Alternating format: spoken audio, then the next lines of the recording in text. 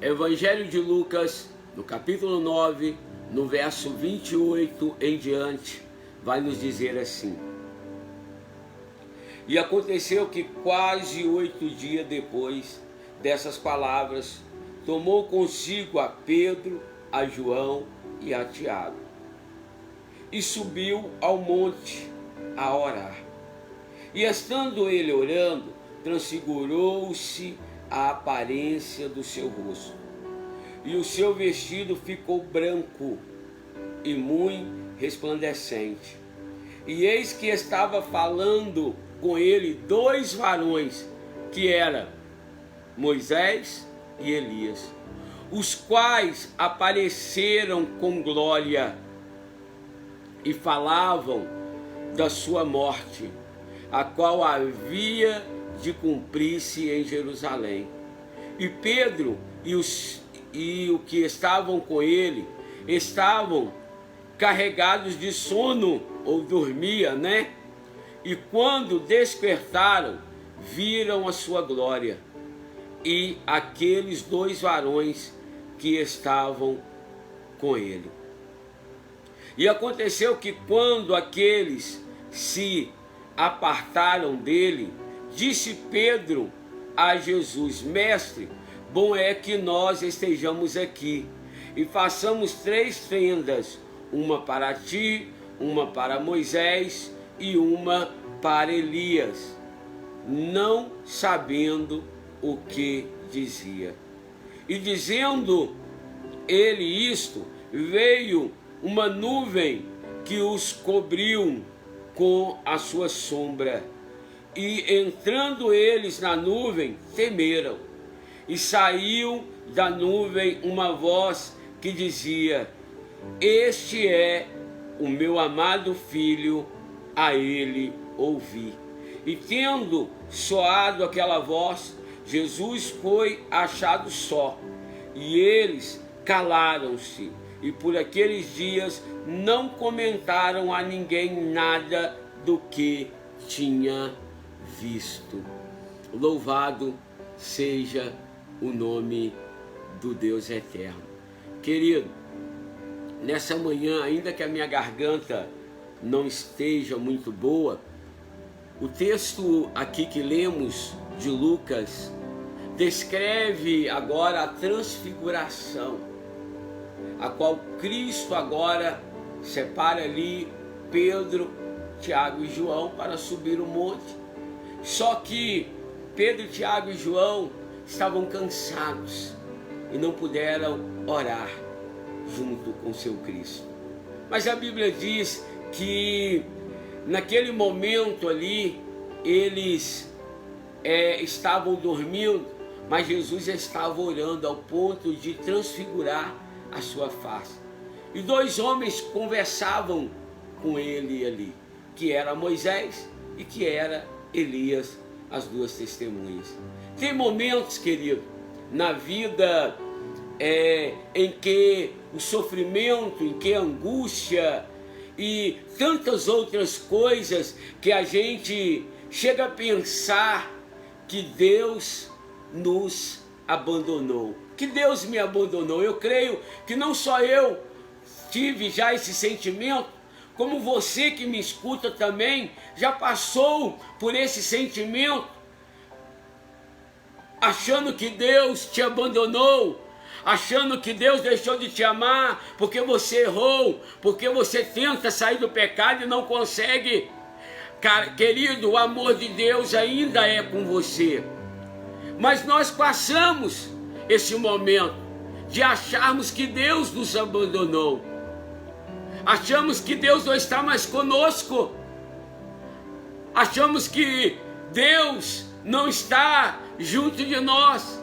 E de repente, querido, de repente a gente descobre que Ele nunca tinha nos deixado, que Ele nunca tinha ido embora da nossa vida, mas que a gente mesmo estava com os nossos olhos vendados. Vendados com o quê? Com a luta, vendados com a dificuldade, vendado com a crise, com as crises, com a tristeza, vendado com as dores emocionais, querido. Estávamos vendados, mas quando essa venda cai e Ele mostra que Ele nunca esteve longe de nós, mas sempre com as suas mãos protetoras em minha vida e em sua vida. E quem sabe, você que me ouve nesse dia, e já pensou ainda nesse dia, ou na noite de ontem, que Deus te abandonou, que Deus não te ama, que você foi predestinado ao inferno, que nada na sua vida dá certo. Meu amado, para de olhar para o furacão, para de olhar pela muralha, para de olhar pelos exércitos do inimigo e começa, querido, a pedir a Deus que, como foi na vida de Paulo, que perseguia a igreja porque tinha uma venda da religiosidade, mas quando o profeta chegou ali, quando o discípulo chegou ali e colocou as mãos sobre ele, caíram-lhe dos olhos como escamas aquilo que impedia Paulo de conhecer verdadeiramente o Cristo que deu a vida pela igreja. E eu libero essa palavra sobre a sua vida. Deus está tocando com a sua mão poderosa a sua vida. Deus está tocando com a sua palavra dessa manhã em sua vida. Deus está, querido, adentrando aí aonde você está. Sinta o amor de Deus, porque o amor, a presença dele, a graça dele te envolve para cair todas as vendas dos seus olhos e você vê que ele nunca te abandonou sequer um instante sequer da sua vida. Ele nunca foi embora, querido. Ele está aí, bem dentro de você, se você permitir ele morar dentro de você. E aí nós vamos perceber que a gente mesmo estava com os olhos vendados, sem enxergar a presença dele em nossa vida. Mas aí, querido, quando nós passamos, mas quando nós deixamos ele agir, passamos a perceber a presença dele. Aí tudo muda e fica transfigurado em nossas vidas. A transfiguração chega para nós também, quando nós adentramos a intimidade com Ele, quando deixamos Ele fazer morada em nós, Ele transfigura a nossa face, e somente uma igreja de face transfigurada é que vai buscar e salvar os perdidos. É por isso, querido, que a imagem de Cristo tem que ser refletida em nosso caráter. É por isso que a imagem dele tem que ser palpável e perceptível na vida do pecador através de nós. Quando nós, querido, deixamos que a mudança chegue e transfigurando tudo em nossa volta, a transfiguração acontece em nossas vidas. O novo vai abrindo caminho e transformando as coisas que para trás ficaram em coisas novas, como nós pregamos terça-feira na live Café com Pão. Não assistiu? Corre lá no canal que já está disponível lá a mensagem de terça-feira. As coisas novas, se você deixar, vai adentrando. As novidades de Deus adentrando, o vinho novo, o azeite novo vai adentrando, empurrando para fora os pecados, querido, empurrando para fora as culpas, as mágoas, os sentimentos adversos. E a novidade de Deus adentra para poder te libertar, como diz o louvor, de você mesmo. As tensões entre o novo e o antigo foram crescendo naquele momento ali. No fim, Jesus fez um levantamento, querido. Porque o texto que inicia aqui diz que 8 dias depois. 8 dias depois de quê? Depois de um levantamento que Jesus fez. E ele fazendo esse levantamento sobre o povo, sobre os líderes religiosos, sobre os reis da terra, e sobre os seus discípulos, ele percebeu que ninguém tinha entendido a sua proposta. Ele percebe que ninguém tinha, porque quando Pedro diz: tu és o Messias que havia de vir, ele estava falando sobre os ensinamentos que ele tinha, o Messias glorioso, o Messias libertador. Mas eles ainda não haviam entendido o propósito e a proposta daquilo que Cristo veio fazer. O povo imaginava como João Batista, Elias ou algum dos antigos profetas. Eles imaginavam e não entendiam a mensagem que Jesus queria falar. Os discípulos até aceitavam ele como Messias, mas como Messias glorioso. E não era essa a mensagem que Jesus veio trazer. Vem de acordo, querido, com a propaganda do governo e das religiões do templo. É assim que os discípulos criam. Só que Jesus tentou explicar aos seus discípulos e tenta explicar a nós nesse dia. Ele tentou explicar aos seus discípulos que o caminho previsto pelos profetas era o caminho de sofrimento e morte. Era o caminho de sofrimento e morte. Por isso esse evangelho que está sendo pregado sem cruz, esse evangelho que está sendo pregado sem sofrimento e morte, não é o evangelho, não é a mensagem do evangelho de Jesus Cristo. Querido, muitos estão pregando porque não estão entendendo a mensagem do Evangelho de Jesus Cristo. A mensagem do Evangelho de Jesus Cristo é sofrimento e Gólgota, sofrimento e cruz, sofrimento e morte, porque cruz é instrumento de morte, é libertador, é a maior libertação, querido, não é da escravidão, amado, ali de Satanás, porque ele já nos libertou disso, é a escravidão da nossa carne. Precisamos ser livre das paixões da carne, precisamos ser livre, querido, das paixões enganosas do nosso coração, porque maldito e traiçoeiro é o coração do homem, é o coração da mulher. Ele tentou explicar aos seus discípulos, e ainda tem discípulos hoje, e eu faço parte deles, que tentam ensinar que o Evangelho de Cristo é sofrimento e morte, é sofrimento e morte, é tomar a sua cruz todo dia e negar a si mesmo. Esse é o Evangelho que vai te conduzir à salvação em Cristo Jesus. Não uma graça facilitada que eles têm pregado aí. Lógico que eu entendo que nós não seremos salvos pela obra, mas pela graciosa graça de confessarmos Jesus sobre a nossa vida como único e suficiente Salvador. Como consequência, querido, do compromisso assumido com os excluídos. Esse é o Evangelho de Jesus Cristo. Então o Evangelho, Jesus tentou explicar aos discípulos que o caminho previsto pelos profetas era o caminho de sofrimento e morte, como consequência do compromisso assumido com os excluídos. E que os discípulos só poderiam ser discípulos se carregasse a sua cruz atrás dele. Sim, mas não teve muito êxito nessa explicação. É nesse contexto de crise que acontece a transfiguração.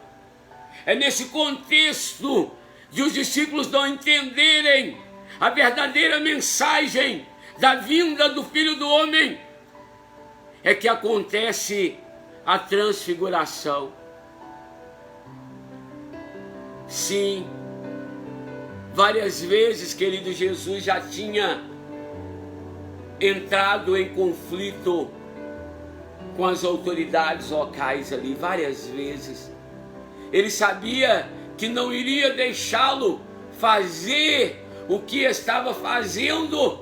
Ele sabia disso. Mais cedo ou mais tarde iriam prendê-lo, pois dentro daquela sociedade o anúncio do reino, do jeito que era feito por Jesus, não seria tolerado. É isso que eu tentei dizer na escola dominical domingo. O país tem imposto algumas leis. Hoje o pai não pode corrigir o filho porque tem conselho disso, conselho daquilo. E se nós aceitarmos isso, o que vai ser dos nossos filhos? Filhos que não respeitarão pai e mães. Nós temos tido mais medo da lei humana do que da lei de Deus, que diz: olha, corrijam vossos filhos, chegai sobre ele a vara se precisar pôr. Tememos mais, é isso que eu quis dizer. Não podemos temer mais a lei humana, mais a lei de Deus, porque Jesus foi confrontado e confrontou a liderança, as autoridades que o perseguiu, porque o evangelho que ele pregava o trouxe condenação pelos homens. Se o nosso mestre não teve medo, não podemos ter medo, querido. Não podemos ter medo mais da lei humana do que a lei de Deus. E Jesus sabia que o evangelho que ele pregava não seria tolerado. Queremos pregar um evangelho que seja tolerado por todo mundo. É por isso que eu vejo tantas pregações de massagem ao ego, porque pessoas têm medo de perder. Pessoas que estão andando errado, chegou errado, continua errado, está indo para o inferno.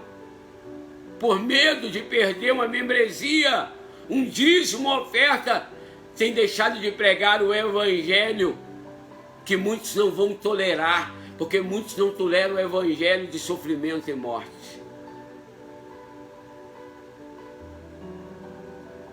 Ele poderia ter voltado atrás, mas ele preferiu morrer do que deixar de falar as verdades que o Pai o ensinou, que o Pai precisava que fosse.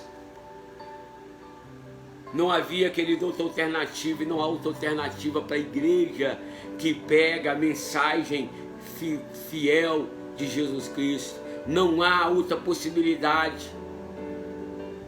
Mas sim, querido, com uma certeza, que nós iremos morar no céu se pregarmos o mesmo evangelho que Cristo pregou, sofrimento e cruz. Eu sempre digo isso para a família Wesleyana Jardim Atalaia: sofrimento é para o cristão mesmo. Para herdar a terra que leite e mel, lembra que tem um valente lá que precisa ser destronado, precisa ser banido da terra. Se preciso for, precisamos empunhar a espada e gladiarmos com ele, para que ele entenda que a terra é nossa por direito, dada pelo Deus que nunca perdeu a batalha. É por isso que Davi se posicionou, é por isso que tantos homens de Deus se posicionou, é por isso que Caleb posicionou dizendo: a minha espada não está embanhada, a minha força ainda continua a mesma, o meu amor, a minha paixão pela guerra de Deus, pelas batalhas que Deus vai me fazer travar para possuir aquilo que Ele me deu. Jesus nunca disse que seria fácil, Ele sempre diz: no mundo tereis aflição, mas tende bom ânimo. Aflição é para a igreja, aflição é para o povo que se diz cristão. Jesus não voltou atrás. Por que você tem voltado atrás? Jesus não voltou atrás. Junto, querido, com a cruz aparece a tentação de seguir pelo caminho glorioso e não pelo caminho do servo crucificado. Eles queriam o caminho glorioso, mas não queriam o caminho do servo crucificado.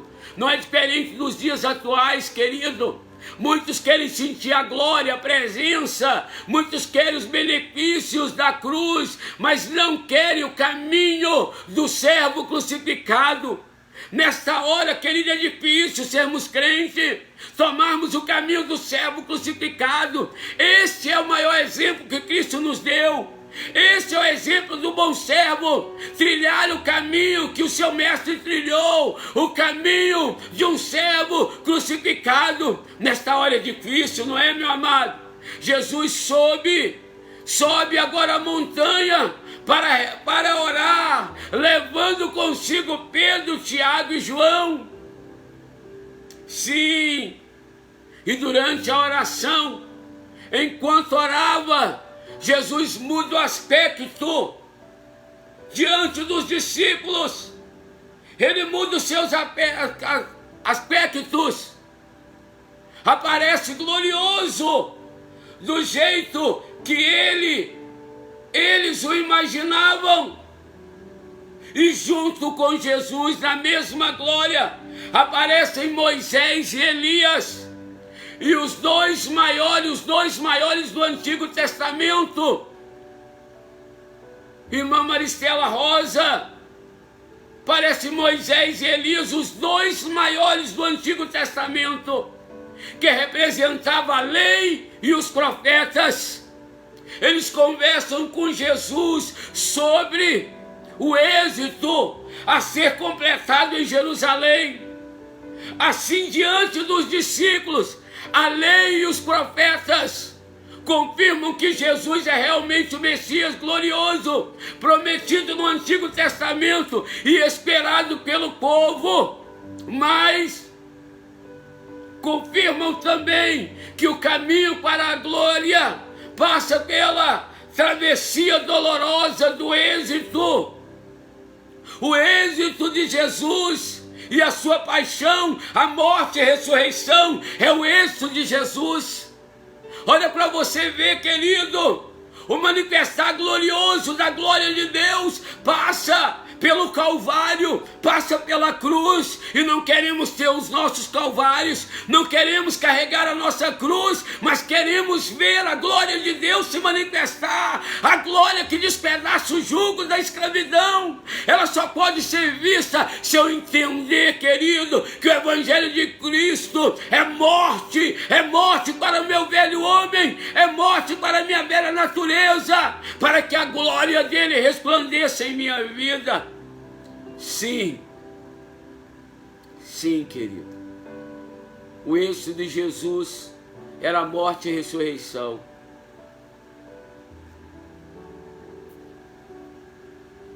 O êxito, a morte e a ressurreição de Cristo vai quebrar agora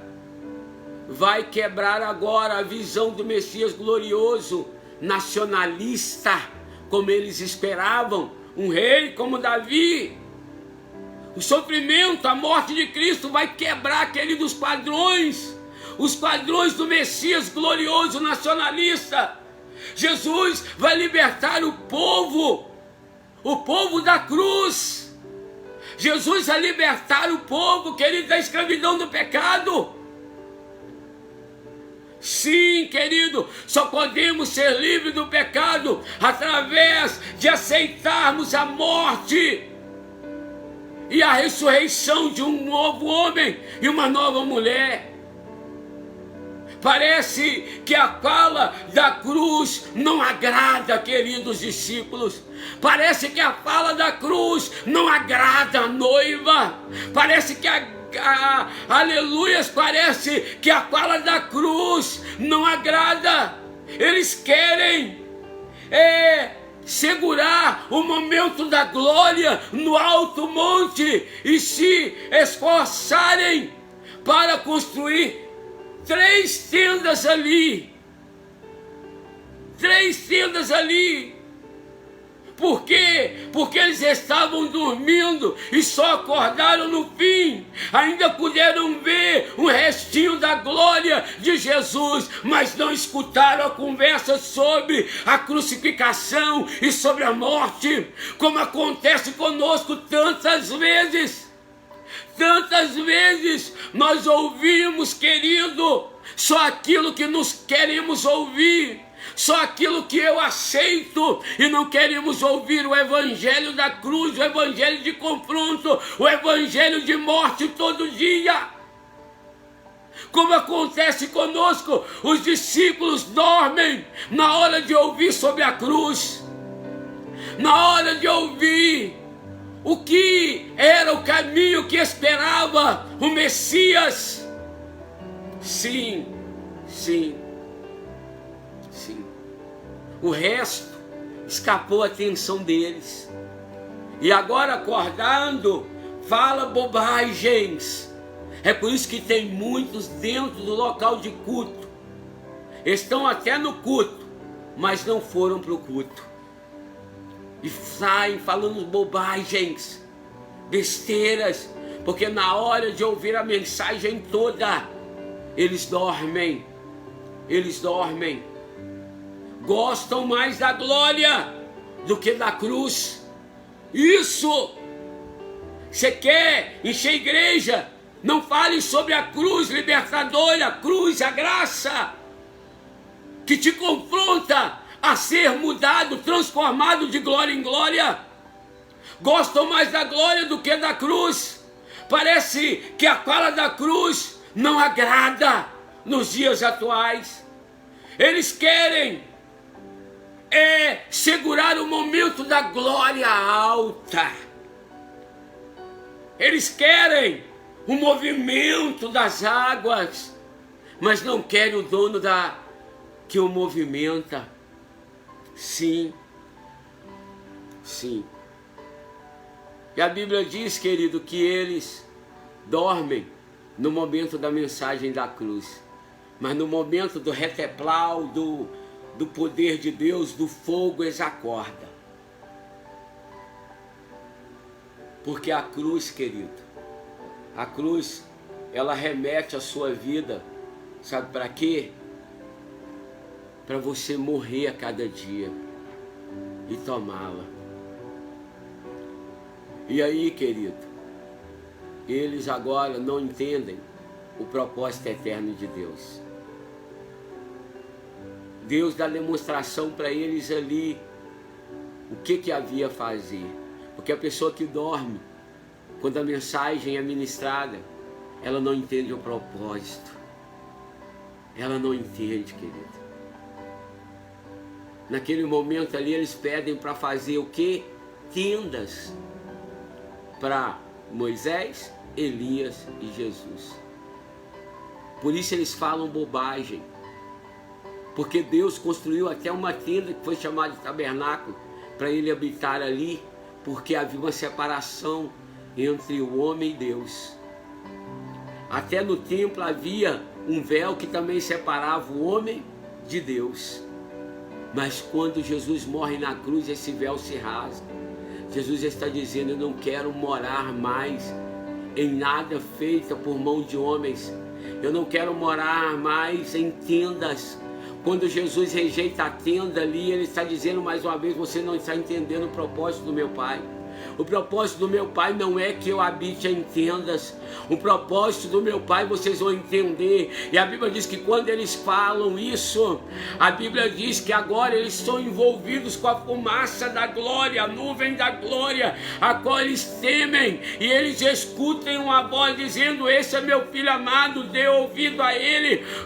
Quando ele envolve os discípulos, ele está dizendo: eu não quero morar em tenda, eu não quero que o meu filho more em tenda. Meu filho precisa morar dentro de vocês. Vocês precisam se tornar habitações eternas dele. Esse sempre foi o meu propósito, que o meu filho more em você e que as vossas faces resplandeçam a face dele, para que venha cumprir a missão que eu dei ele e transfira a vocês, de salvar e buscar os perdidos. Meu querido, Deus não está preso naquele local de culto. Deus está querendo morar dentro de você através do Espírito Santo. Você é morada eterna, você é nação eleita, povo santo, povo adquirido, para anunciar os atos poderosos do Senhor. Você é o sacerdócio santo, querido, que Deus quer habitar e sempre eu quis habitar em sua vida. Quem sabe você está fazendo tendas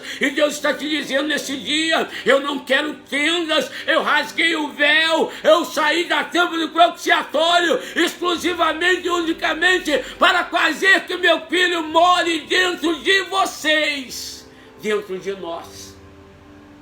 Esse é o propósito eterno de Deus. Cristo morando em mim. Eu fui criado para conter Cristo em mim. A minha forma, a minha espécie. A Bíblia diz que Deus criou cada animal segundo a sua espécie. E só o homem foi feito a espécie de Deus Pai, Deus Filho e Deus Espírito Santo.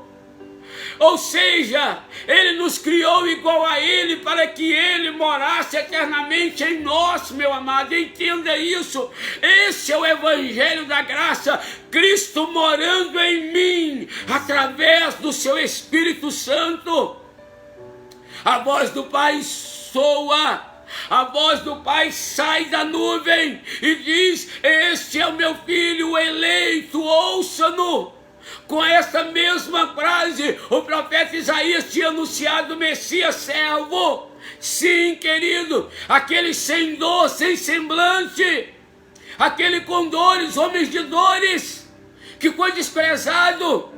Depois de Moisés e Elias, agora é o próprio Pai que apresenta Jesus como Messias servo, que chega à glória através da cruz. Só há glória através da cruz, só há glória através desse pão vivo, só há glória através da mortificação da minha carne e um ressuscitar de um novo homem e de uma nova mulher em Cristo Jesus. Sim, além de Elias, além de Moisés, agora o próprio Pai está pregando sobre o Messias servo, que chega à glória somente através da cruz. No fim da visão, Moisés e Elias desaparecem e só fica Jesus. Isso significa que daqui para frente, quem interpreta as Escrituras e a vontade de Deus para o povo será quem? Será Jesus. Só Ele. Ele é a palavra. Ele é o pão que desce todas as manhãs dessa live. Ele é a palavra de Deus para os discípulos. Ouça-nos. Ouça-nos. A transfiguração narrada aqui, nessa palavra, nesse pão vivo, ela é narrada em 3 evangelhos: Mateus, Marcos e Lucas. Sinal de que essa mensagem, querido, tinha uma mensagem importante para as primeiras comunidades. Ela foi uma ajuda para superar a crise que a cruz e o sofrimento provocaram nos discípulos e discípulas de Cristo. A transfiguração continua sendo a ajuda para superar a crise que o sofrimento da cruz provoca em nós. Sim, querido, sim. Os 3 discípulos dorminhocos são o espelho de todos nós. Verdade? É espelho meu, espelho seu. Sim, os 3 discípulos dorminhocos ali. É, meu amado. E aí? E aí, querido? A voz do Pai diz a eles e a nós: este é o meu filho eleito. Ouça-nos, o meu filho amado.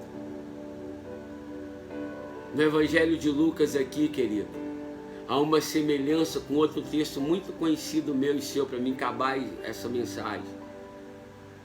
Tá? Há uma semelhança muito grande entre a cena da transfiguração e a cena da agonia de Jesus ali no Getsêmani.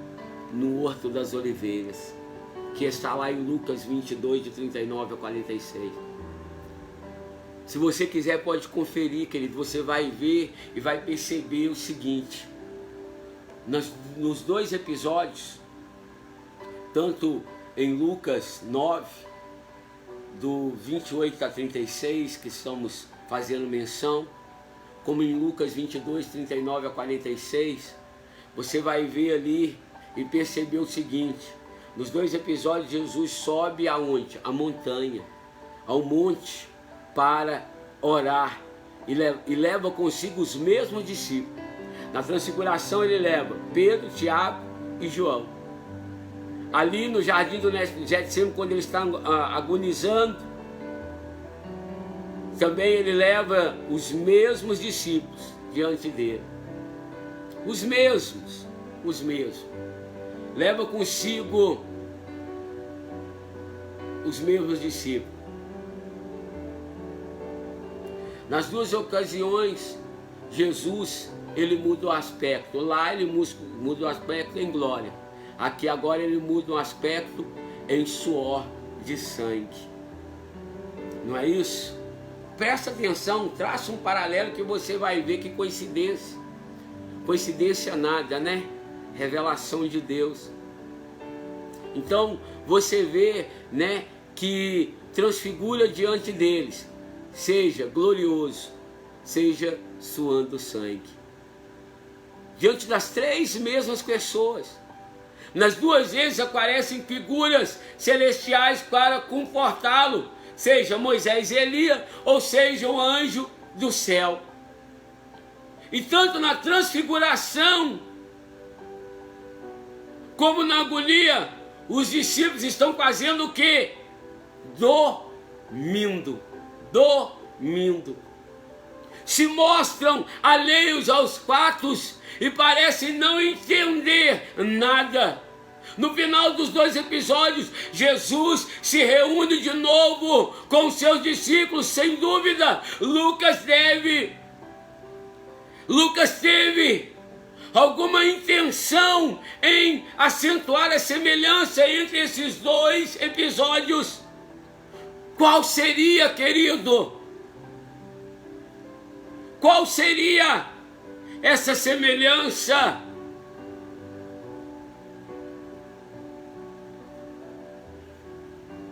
Se nós, querido, orarmos um pouco mais, conseguiremos enxergar por trás das palavras e perceber a intenção do seu autor. E o Espírito de Jesus, o Espírito Santo, nos guiará no caminho que devemos trilhar. Querido,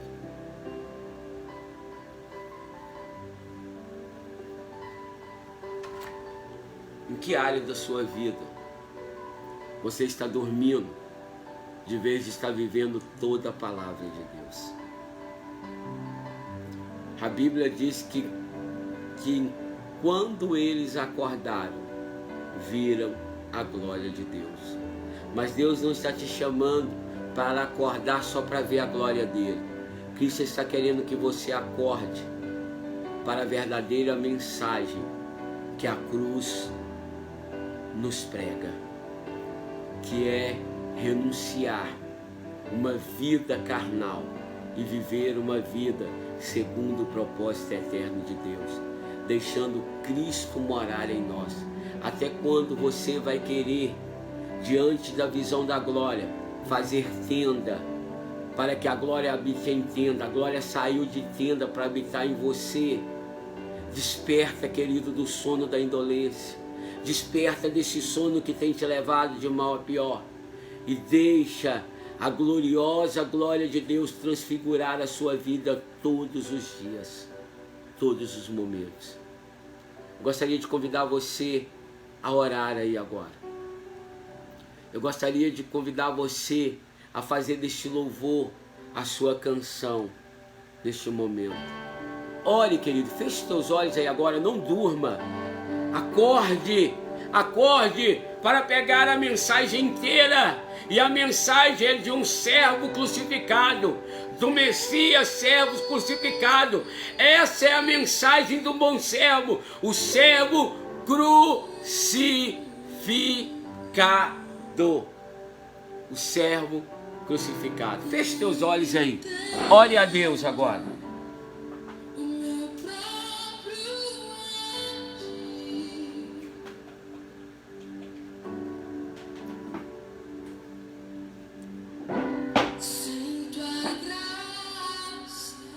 Deus, Pai, nos ajuda, Senhor, a despertarmos do sono diante da mensagem que o Senhor quer produzir em nossos dias. Muitas vezes estamos sonolentos, dormindo, não entendendo a mensagem que o Teu Filho deixou de um Messias servo crucificado. A igreja do Senhor quer reboliço, a igreja do Senhor quer milagre, a igreja do Senhor quer cura, quer libertação, mas não entende que a maior libertação é quando o servo segue o exemplo do Messias. É quando o discípulo segue as ordens do Mestre. Deus, que nós não venhamos estar dormindo e querendo só a glória, querendo só o poder, que nós não possamos estar dormindo, para quando acordarmos não falarmos besteira, Deus, que o Teu Espírito muda, tira toda a sonolência espiritual da nossa vida, todo o cansaço.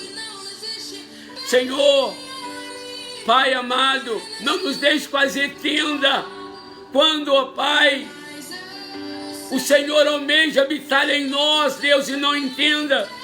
Que a nuvem da Tua glória nos cubra e que nós possamos entender a mensagem do Pai Eterno. Em o nome de Jesus, Deus. Em o nome de Jesus. Ajuda essa mulher, ajuda esse homem a acordar enquanto é tempo e a entender a poderosa mensagem do Messias servo que precisava morrer. Que nós venhamos entender a mensagem que após vir sobre ele, nós temos que tomar também a nossa cruz e sermos discípulos, servos que pegam a cruz. Entenda isso nessa manhã. Entenda isso nessa manhã. Entenda isso nessa manhã, minha irmã e meu irmão. Desperta desse sono. E não sinta só a glória, mas tome a sua cruz e siga Ele todos os dias. Esse é o Evangelho da graça. Esse é o Evangelho libertador. Em nome de Jesus. Em nome de Jesus. Em nome de Jesus. Amém, queridos? Desperta, querido. Ao despertar, não queira fazer tenda. Não queira fazer tenda. Não queira fazer tenda. Mas seja a habitação, a morada eterna de Deus. Queridos, eu louvo a Deus pela sua vida. Graças a Deus, Diácono Carlos Beroli voltou aí. Querido, eu quero convidar você mais uma vez a estar conosco nas atividades da igreja. Sexta-feira, a partir das 19 horas, pais de joelho, filhos de pé, logo em seguida, grande culto Liberta-me de Mim, a qual nós estamos bem acordados para entendermos a mensagem do Evangelho de Jesus Cristo. Já no sábado, às 17 horas, na rua Antônio Leão, 566, nós temos ali, querido, o nosso grande Gessel Perseverança, na direção do obreiro Eberton, nosso irmão Beton.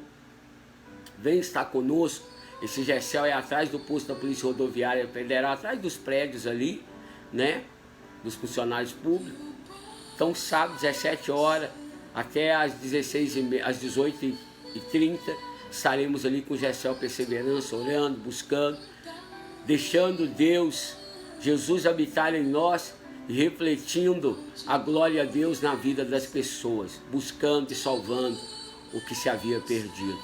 Também quero convidar você domingo a estar participando conosco do primeiro culto às 18 horas, Escola Bíblica Dominical, e às 19 horas e 20 minutos, grande culto de ceia.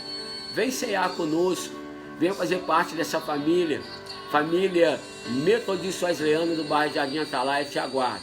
Seja, querido, um parceiro, mantenedor, através da agência 0166-X contra a poupança 43606, dígito 2 do Banco do Brasil. Aprenda a ser dizimista, ofertante da casa de Deus.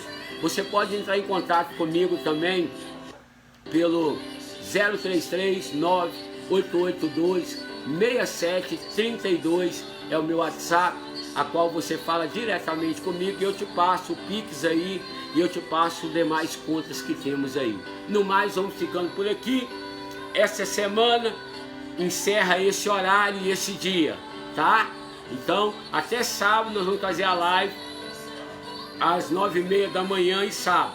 A partir da semana que vem, segunda, Giacomo Carlos, quarta e sexta. Segunda, quarta e sexta, novo horário, 9 horas da manhã, nossa live Café com Pão. Vou ficando por aqui, tá certo? Que Deus te abençoe, que Deus te guarde, que Deus faça a face dele resplandecer sobre o seu rosto e tenha misericórdia de ti. Que Deus eleve a face dele sobre a sua face e te dê a paz. Hoje, EFL, Escola de Formação de Líder. Venha ser um líder de GECEL. Venha participar às 19 horas e 30 minutos, na rua 31, número 77. Estamos aqui ensinando, querido.